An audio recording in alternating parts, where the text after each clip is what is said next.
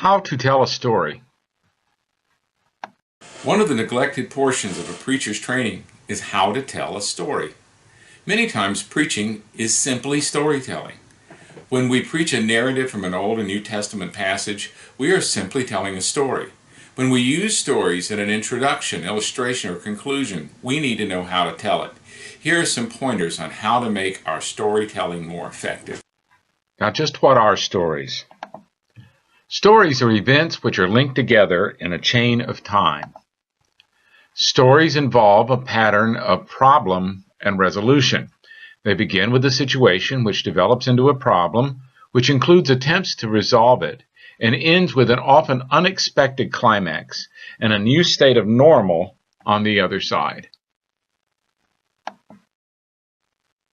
Why are stories so effective? Because they are one of three basic ways we pass on wisdom. The other two are through poetry and proverb. They give structure to our thoughts and help us remember what has happened in the past. We may not remember names and dates very well, but we can certainly remember stories. Because they present truth indirectly in a non-threatening fashion. We like stories even when we do not know whether they are true or not. That means we are willing to suspend judgment on them. This makes them part of our thinking and reacting even though we may not believe they are true. Jesus used parables to teach, and a parable literally means a story laid alongside of the truth. Parables are stories that may or may not be true, but they are laid alongside of life to give us a reference to how to live in life. We are willing to do that with the story even when we are not willing to concede that the story itself might be true. That means we are willing to suspend our argument about the truth of a story long enough to accept the point of a story. Stories are how postmoderns think. Narrative is central to our postmodern society because postmodernism, which is the prevailing philosophical view of our day, believes that all of life is narrative. Television news follows stories. Sports reporting follows stories. Movies and television, visually presented stories, are the prevailing form of entertainment and information today. Every area of life in a postmodern society is saturated with stories. It is only natural that the gospel should also be presented as a story to postmoderns. Now, stories are not always the best way of presenting truth. What are the drawbacks of story? Well, storytelling, first of all, does not depend upon belief. So if we're going to insist that a person must believe, we have to step out of a story to do it. It is helpful to tell the story of Christ, but eventually we have to come out of that story and declare that He is Lord. Storytelling cannot be direct. Stories lay alongside of the truth, but they do not declare or prove the truth. In order to insist upon the truth of the story we are telling, we must present direct logic and argument as to why the story is true. Now, there are 5 basic parts to the structure of a story. First, there is the situation, what I call the once upon a time. This is the presentation of the character's time and setting of what happened before the story began. For example, once upon a time there was a little girl, or a man walks into a bar, or once there were 3 ministers sitting around a table. All of these present a situation which is about to develop into a story. Second comes the complication. But then, something happens that disturbs the peace of the situation. For example, the little girl got her hair caught in a tree. The man who went into the bar discovered he had a duck on his head. Or the ministers were arguing about death. Third comes the struggle. So they tried. These are the attempts that are made to deal with the situation that has presented itself and to extricate them from the problem. For example, the girl tried with all her might to pull herself loose from the tree. Or the man tried to make the duck go away. Or the ministers each gave their view of death, and none of them agreed. Fourth comes the resolution. Finally, something happens that resolves the crisis either for better or worse. For example, the girl cut her hair, or the duck flew off and around the room, or the last minister gave the best answer. Fifth comes the moral, the new situation, sometimes called the denouement.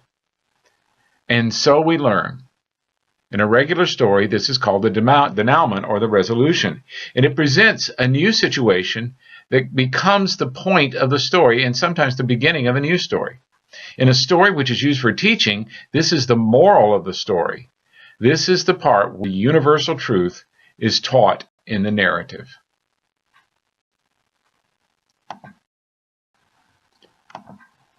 Once upon a time, but then, so they tried, finally, which means the situation, the complication, the struggle, the resolution, the moral or denouement. Now let's talk about some of the common mistakes that are made in telling stories. The first one is losing the story, which means not including all 5 parts of the story. If you only tell a part of the story, people will get lost or bored with it. An imbalanced story is a big mistake. When we spend too much time on one part of those 5 parts of the structure, we can lose the interest of our people and they will forget that they're hearing a story. Dragging the story out, taking too long to tell it, putting too much detail in some parts of the story. Or going off on tangents, to be in the middle of one story and suddenly start telling another story. Finish one story before you start on another. Not applying the story. That's a big mistake in preaching, is to tell a story but not connect it with the person's life. Never get around to the moral of the story. A story without a moral is just entertainment. Or choosing the wrong story. When you're illustrating for an audience, the story must be applicable to the audience. A story about an 18th century French mystic is probably not going to appeal to a group of truck drivers. Or a sports story is probably not going to be the best one to tell to a ladies' sewing circle. Pick stories that have something to do with the people's lives. Remember to carefully choose your details. For an effective story, use details that affect the senses: sight, sound, smell, taste, touch, which are readily identifiable to the audience. Don't say a man smelled like a horse to people who don't know what a horse smells like. And don't say he smelled like a garbage truck to people who don't know what a garbage truck is. Choose details in the story to make it vivid, that display the senses, but make sure that they help the audience connect to it with their senses. Use specifics over generalities. Don't say there was a dog. Say there was a Doberman or a German Shepherd or a Collie or a Chihuahua. The more vivid and the more specific you can make the story, the more detailed, the better people will identify to it. Use details, though, only to highlight the points of the story you want to make more vivid. A storyteller uses details the same way an artist uses details, to call attention to the points he wants you to see. Using too much detail at non-essential points in the story will not help your storytelling. Use details to emphasize the things you want people to remember. Keep watching the audience for signs of life. If you lose your audience, you have no point to finish the story. Watch for signs of restlessness or inattention in your audience. If people begin to look drowsy, well then wake them up. Do something they don't expect. Involve the audience in the story as much as you can. Ask questions. Have them repeat phrases. Surprise them often. Vary your pitch, pace, tone, and gestures. Create suspense by withholding information. Don't tell everything at first, but suggest questions before you answer them. Ask questions and give answers later. Give them a reason to keep listening. Practice over and over telling a story, preferably to other people. If a story is critical to your message, practice it. Listen to yourself as you tell it to make sure that you can understand it in its entirety. Not all preaching, of course, should be stories, but understanding how to tell a story makes the difference between whether or not an audience will continue to listen to the end. Remember, though your mission in preaching is not to entertain, you are telling stories with a serious and solemn purpose. But it will make your job easier and the audience's time go faster if your serious points can be made in a way that they ordinarily receive information, which is through storytelling. And stories told well are interesting in themselves. Take time to listen to good storytellers. Ask yourselves why those storytellers are so good, and try to emulate what they do. In that way, you will become a much more effective communicator yourself.